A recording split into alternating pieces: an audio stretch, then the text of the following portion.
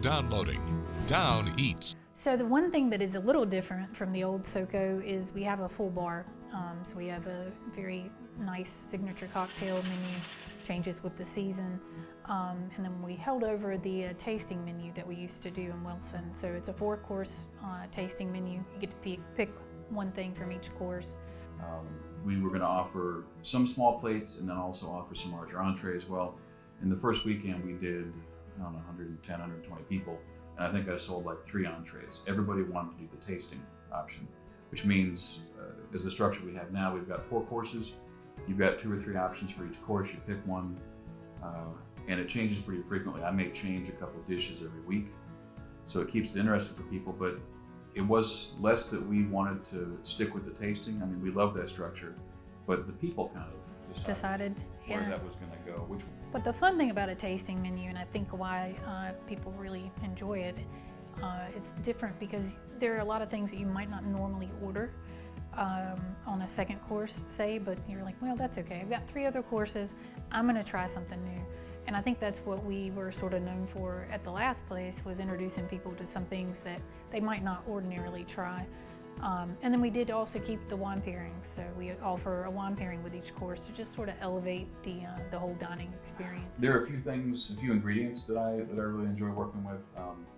Pork belly is one that people see a lot, but honestly, I get kind of excited about any good ingredients that we have access to. So I'm afraid to fall in love with something because I know as soon as I do, I'm going to make myself change it. But I think also one thing to note is each course has a vegetarian option, and it's nice because sometimes he has to work a little harder to make the vegetarian stuff really, really tasty.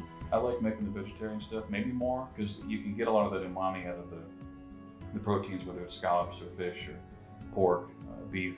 And I love those dishes, but it's more of a challenge, and I think a lot of chefs feel that way, that there's a little more fun in building a good, delicious vegetarian dish, because you can't just throw bacon on it. So there's a cauliflower and chickpea dish on the menu right now that sort of speaks to that. I worked a lot to get that to where I want it. So as far as the pandemic and trying to keep diners safe, we are separating tables, and we actually are able to do that quite easily because our rooms are separated.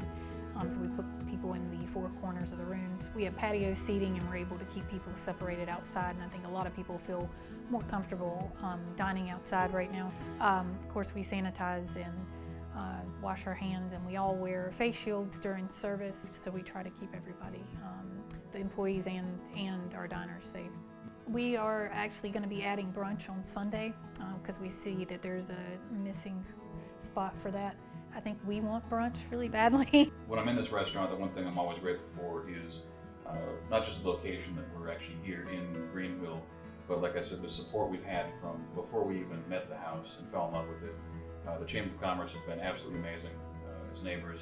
The community's really come together. I mean, it's not just the people that come here to eat, from the city managers, from the mayor's office, from citizens in Winterville and Greenville. We've really felt nothing but love